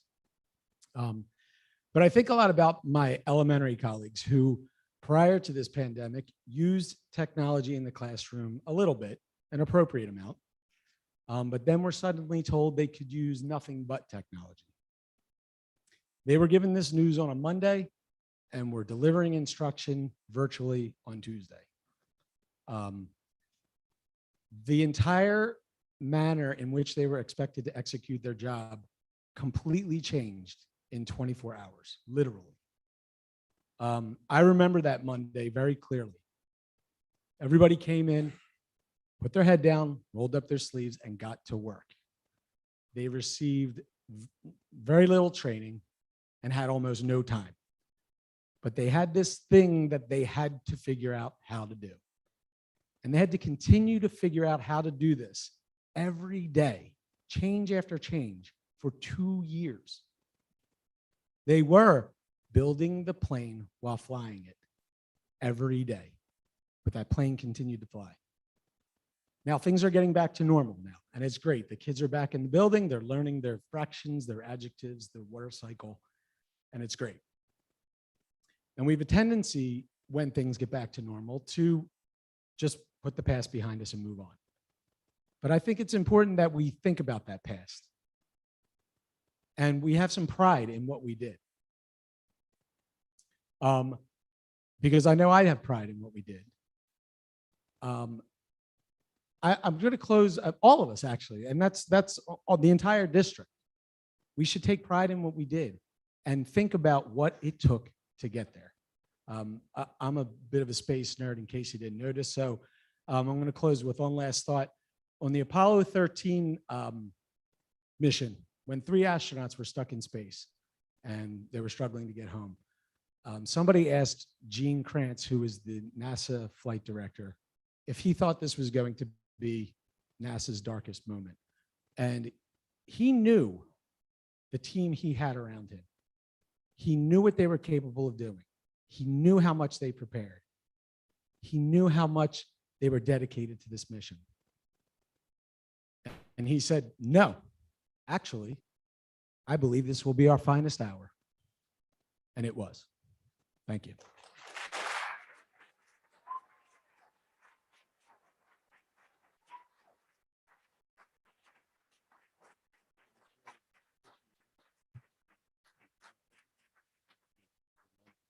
Good evening. My name is Tim Hurley, and I've been a math teacher at the high school for 10 years. I'm going to speak tonight about my experience teaching during COVID. Teaching remotely was far from ideal. My wife is an elementary reading specialist in Medford. So during the virtual days, she would teach from the dining room, I would teach in the basement. Any free time we had, we would be entertaining our 5-year-old daughter and 3-year-old son. So it was far from ideal. When I'm not teaching, I like to focus my time on the clubs and activities of the high school. I've been the high school math club advisor for 8 years, and I'm one of 4 Interact Club advisors, along with Monica Bell, Liz Everett, and Donna Tortu. COVID presented unique challenges for clubs during that time in high school. For Math Club, we participate in the Burlington County Math League, BCML, where we meet with 10 other schools in Burlington County. We meet 5 times a year in person. We compete for individual and team awards. When COVID happened, that wasn't possible, so we immediately switched to a virtual format, which was a lot of work, a lot of time, a lot of commitment, but it worked. And it allowed our students to not only interact with their peers, but give them experience outside the COVID classroom. With Interact, all the in-town activities were kind of not happening at all. So the 4 of us made it a point to make something happen with the events that we could do. We typically run 3 blood drives a year. Although we couldn't participate and send volunteers to them, we allowed our students to advertise for it and hopefully give blood if they could. Our outside event for a 5K in the spring couldn't happen either. So instead, we shifted to senior send-off candygram messages for students and staff to purchase for the seniors. All that money raised there went to the Madison Luber family in Morristown. Acapella for Autism is typically a live, in-person, interscholastic singing competition, which is awesome. That went full virtual as well. We instead had schools send in videos of their teams performing. The students of the high school edited that into a video. Parents could purchase the video for $10 and watch it. All the money went to Autism New Jersey. And finally, Soup for the Soul, an indoor event where it's $10, all you can eat soup and bread, donated by local restaurants, also couldn't happen. Instead, we shifted and went to a community cookbook. We asked the community members in Morristown, as well as the staff members, to submit their favorite recipe, and the students compiled into a book. We sold that. All the money went to Phil Abundance. Despite the numerous difficulties from COVID and the extra work that it created, the students were able to raise almost $9,000 for various charities during COVID. I want to be clear about why I'm here, and not here, but here as a teacher. I had a wonderful high school experience, and it has been my goal as a teacher, and why I became a teacher, to provide that experience for other students and young people today. Between my time in the classroom and the time I spend with the clubs, I'm always looking for ways to increase student involvement, engagement, and contribute to their social and emotional well-being. I just want them to have fun. With COVID, all of that was taken away from us. So it was really important for me to try to make something happen so that the kids could look back and have memories in high school that weren't about masks and weren't about quarantines. For the work I put in, I don't ask for any special recognition. We all do a lot of stuff here. I do it because I want to, and I do it because I love it. Consistently throughout the years, and especially during COVID, Morristown staff has shown that they value the students and value the schools. The Board of Education needs to show they value the staff. Thank you.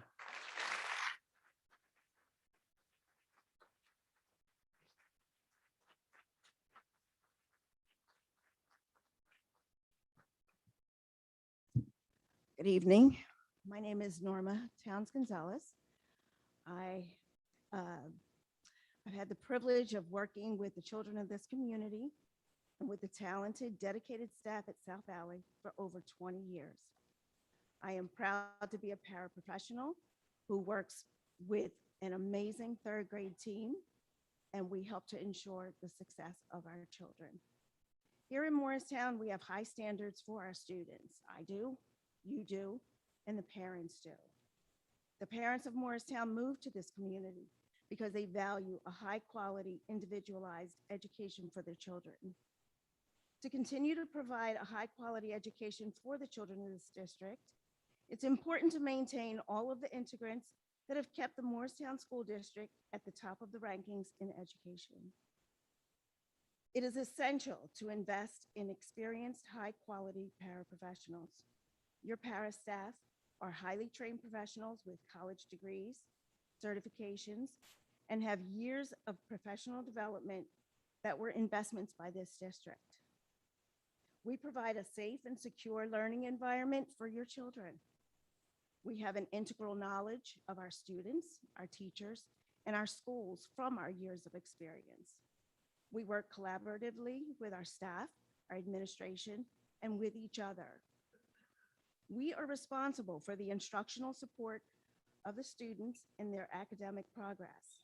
We guide them towards independence and proficiency in accordance with their IEPs. We stand in for our teachers when they're required to attend student-related meetings, and we also support the substitute teaching staff who aren't familiar with the daily routines and the special needs of our students. We're helping our students to develop and cultivate their social skills because after all, they haven't been around each other for almost 2 years. For 2 years, we were always there for emails, Zooms, Google Meets, breakout rooms, tech support for students and parents, crash courses in computer apps, lesson prep, supporting parents who were juggling home, school, and work all at the same time. We do arrival, dismissal, traffic, bus duty, lunch, recess, specials, one-on-one support, bathrooms, modification charts, sign language, lineups, advising, supervising, mediating, comforting, encouraging, listening, coaching, bandaging, and so much more. And that's all in a day's work. By underinvesting in the people who support your children, you're removing handholds that your students rely on today. You can make the choice to underinvest in support staff, but not without a price. If you want exceptional, high-quality education for your students, then I urge you to continue to invest in the passionate, experienced paraprofessionals who work today in your district. We try a lot of things to improve achievement in our schools, and this is one of the things that works. Consistently through the years, and even more so through the pandemic, Morristown staff members have demonstrated that they value their students and their schools, and the Morristown Board of Education needs to show that they value their staff members. Thank you very much.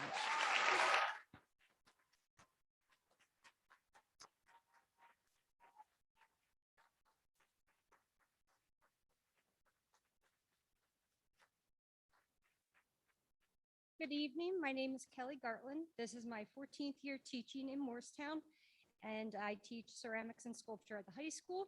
Believe it or not, this is my first time speaking at the Board of Ed meeting, so bear with my nerves, and it is also a little cold in here, so I feel a little bit shaky. Suffice it to say, I also felt compelled to get up here to share with you how myself and my colleagues make Morristown and its students our priority every day, and especially over the past 2 years. As teachers, we understand the importance of hands-on learning experiences for our students. When the pandemic hit, those experiences became even more necessary for our kids' social and emotional learning needs. From my perspective, we had 2 options for teaching ceramics. We could find a way to give an authentic ceramics building experience and provide essential hands-on skills, or we could teach it more as an art history class using digital components. We went the option of giving our students a much needed hands-on class, necessitating that we flip the ceramics classroom to accommodate our challenging and changing hybrid schedules. Last year, students created 100% of their pottery at home, giving them time in person to glaze and get the one-on-one help with problem solving their projects. To do this, we ceramics teachers spent tens of hours outside of school cutting down materials to assemble over 300 clay kits, 100 sculpture kits, and then hand delivering them to students who had no means of transportation to pick up their supplies. We personally drove portioned bricks of clay to students on weekends and after school hours to make sure that they had the necessary materials to keep up with their classes. We spent hours upon hours after school recording and editing step-by-step instructional videos so that during our shortened class periods, we could meet virtually with students and troubleshoot any unforeseen digital issues, which there were many of. We assembled individual glaze kits for at-home students to have a chance to see their projects usable and completed. On an average day, you would find us art teachers in the front vestibule at the high school, putting out supplies for students to pick up and collecting projects that were dropped off just as much as you could see us in our classrooms. And all of this is just what we did for ceramics and sculpture. From the elementary up through the high school, arts and technology teachers created thousands of customized supply kits for students. Hundreds of hours were spent driving supplies to students' houses, making instructional videos from scratch, and uploading student work to digital spaces like Instagram and Artsonia so that our students' work could still have a presence in a digital learning environment. We did and still continue to do much of this because Morristown and its students are a priority to us. My story here at the high school doesn't even begin to scratch the surface of how teachers across the district spent countless hours to maintain the quality of hands-on learning experiences over the past 2 years, and how we continue to do this on a daily basis. Consistently throughout the years, and even more so throughout the pandemic, Morristown staff has demonstrated that we value our students and our schools, and all I ask is that the Morristown Board of Ed shows that they value us staff members in return. Thank you very much.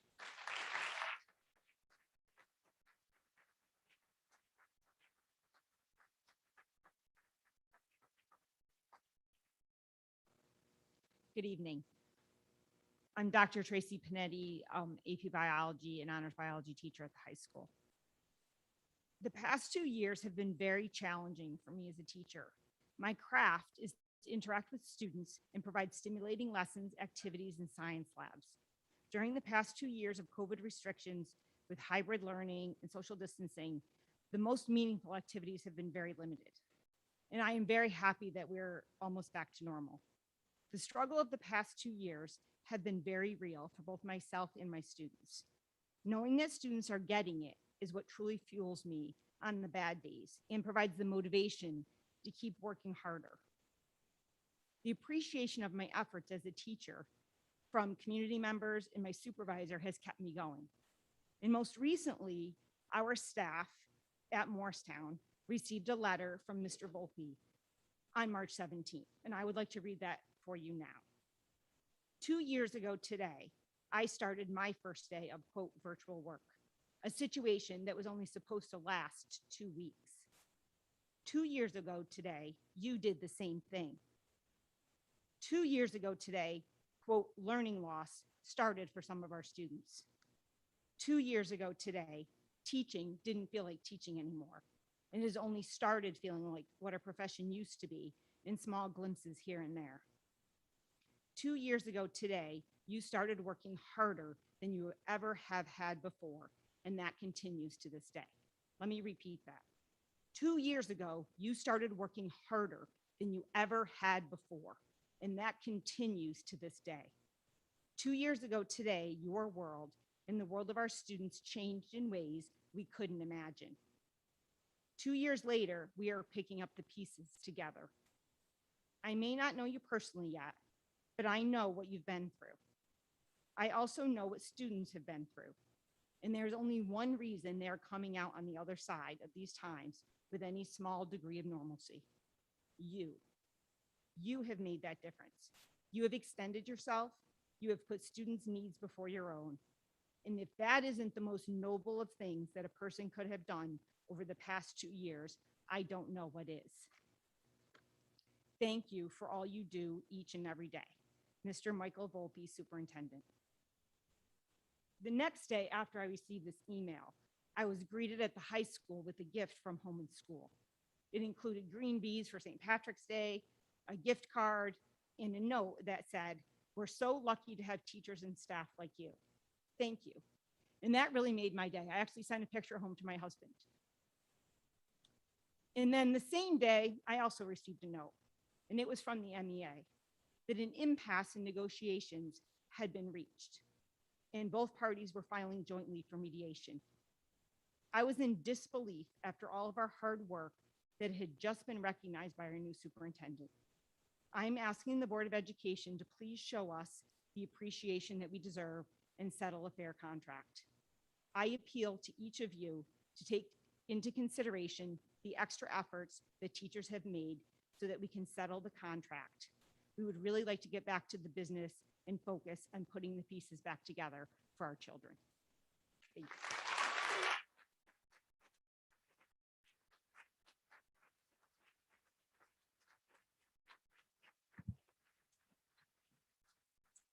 Hi, my name is Lorenzo Eagles. I live at 88 Westbrook Drive, and I'm a history teacher at the high school. And I want to start tonight first by thanking you guys for your commitment to this community. I know that we're talking to volunteers, and I know talking to board members in the past, it has been a very difficult time for you guys as well, working through that. We recognize the commitment you've made. And even though we don't always agree on everything, there is a mutual respect that I've seen over the last 2 years that I hope can carry us through to a quick conclusion with our current difference of opinion. I also want to thank you for listening to all the stories tonight. I know that not everyone wants to listen to these stories, but I think it's tremendously important that you hear from your staff. I'm not dumb. I've lived in Morristown for almost 20 years now. A lot of time on soccer fields, baseball fields, lacrosse fields, all kinds of places where I see lots of people. And I know the power of a negative anecdote. I know that when you live long enough in this district and you spend time on social media, you hear the stories about what we do not do. Mr. Eagles doesn't do this. Mr. Eagles can't do that. Mr. Eagles wasn't here for that.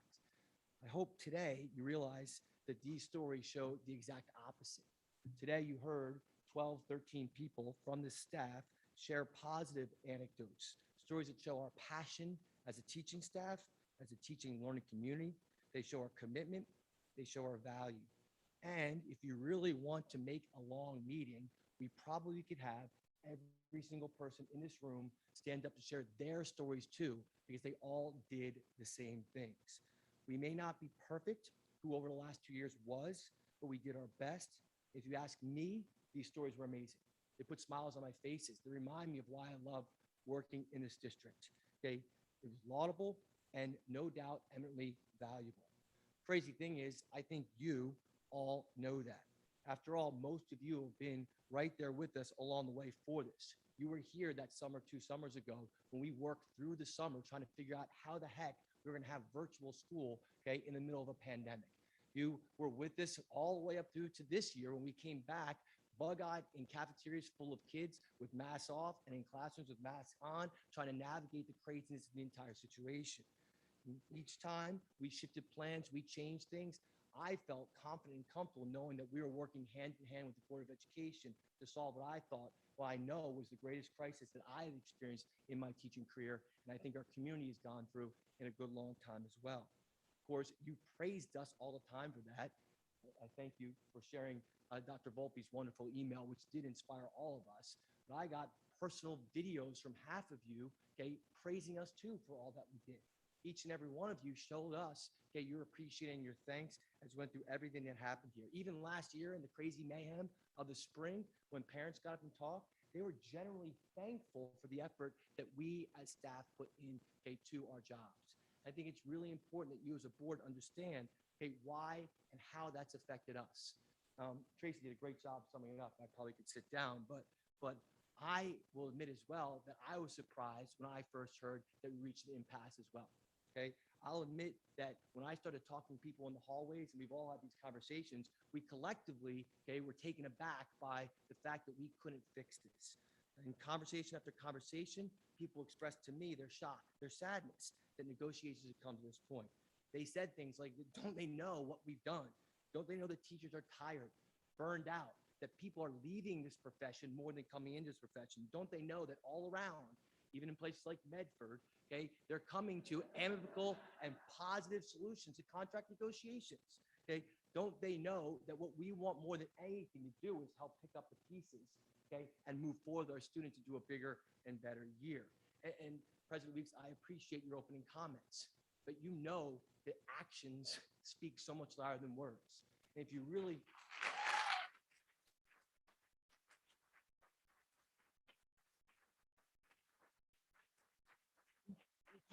want to continue what we started 2 years ago, get a settlement as soon as possible. Please understand that this is not over. And by this, I mean this pandemic. Okay, sure, masks are going, right? You know, the pandemic seems to be slipping away, but I argue that our hardest work is yet to come. Ask anyone who's been around kids, and that's all of us, okay? And we love their grit, we love their resilience, we love their effort, we love their energy. They have inspired us. Their effort has been praiseworthy. But if you've been with kids, you know, okay, that the pandemic has negatively impacted learning.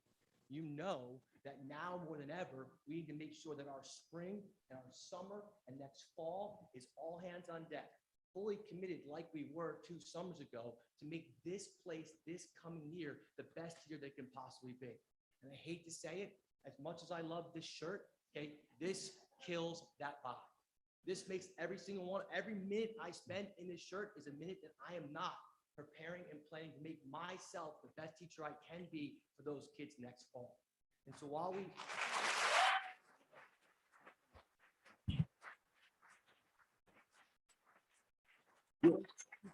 We're at about 5.5 minutes. Thank you very much. Thank you, Mr. Eagles.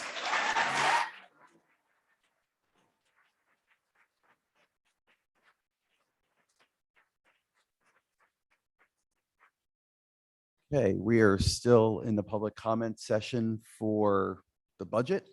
Any other public comment on budget items? Okay. Seeing and hearing none, I will recommend that the public hearing on the 2022-23 proposed budget be closed.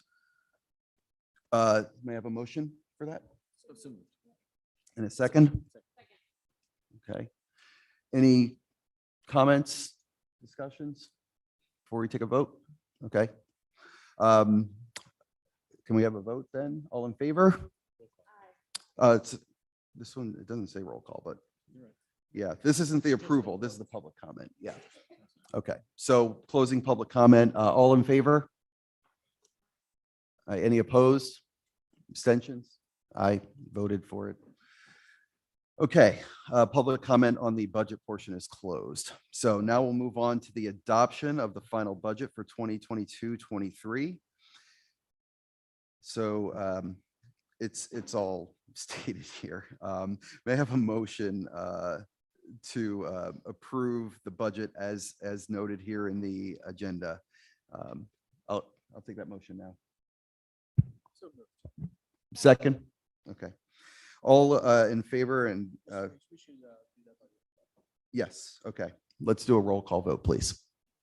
Dr. Alberti. Mrs. Arcaro Burns. Yes. Mrs. Fowles Macaluso. Mrs. McCopolis. Yes. Mrs. Moreno. I'll be abstaining since I was sworn in yesterday and didn't have the opportunity to participate. Fair enough. Ms. Romano. Yes. Mr. Villanueva. Yes. Dr. Snyder. Yes. Mr. Weeks. Yes. Thank you. Thank you, everybody. That budget is approved. Okay, so now we'll move on to reports to the board. Letter A, Business Administrator, Board Secretary. There are 3 reports there. The approval of budget transfers, the approval of bills. So may I have a motion for approval of items 1 through 5? Any conversation or questions about this? Okay, so all in favor? Aye. Any opposed? Abstentions? Abstention. All right, that one carries. Letter 11 or number 11, recommendations of the superintendent. Letter A, the policies and procedures. We have these policies for first reading: policy 3233, policy 4233, policy 9181. And then also for second reading, policy 5541, policy 8465, regulation 8465, and policy 9180. So I'll entertain a motion for the approval of items 1 and 2. So moved. Okay, any comments, questions? All in favor? Aye. Aye. Opposed, abstentions? Abstention. A pattern again. Yeah. All right, thank you. Moving on, letter B, the educational program. So this is includes number 1, Burlington County Alternative School Placement for 21-22, special education out of district placement, special education in district placements. So I'll may I have a motion for the approval of items 1 through 3. Comments, questions? All in favor? Aye. Aye. Abstention, please. Okay, any opposed? Okay, motion carries. All right, letter C, finance and business. From number 1, travel expenditure approval request. Number 2, donations. Number 3, cancellation of outstanding checks. Number 4, joint transportation agreement. Number 5, the vision care plan. And 6, 2021 coronavirus response. And Supplemental Appropriations Act, Elementary and Secondary School Emergency Relief Fund Amendment Number 1 application, and number 7, the 2022 American Rescue Plan Homeless Children and Youth 2 grant application. Mr. President, Yes. this should include the addendum as attached to. the Right. board. And then also, Yes. right, that's the codicil Correct, for the MAA. correct. Okay, and so also including that. So approval of items 1 through 8. May I have a motion? Okay. All in favor? Aye. I'm sorry, were there any questions or comments about that? Okay, all in favor? We got that. We have the abstentions. Yes, please. Okay, and any opposed? I'll abstain to C2, please.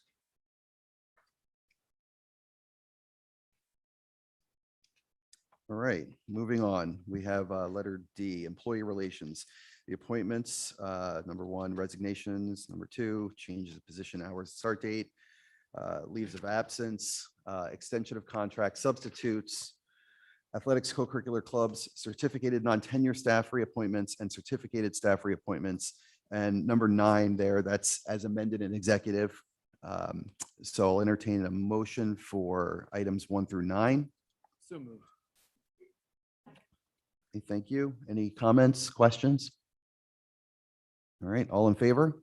Oh, I'm sorry, roll call vote for that one. Thank you, Mr. President. Mhm. Dr. Alberti.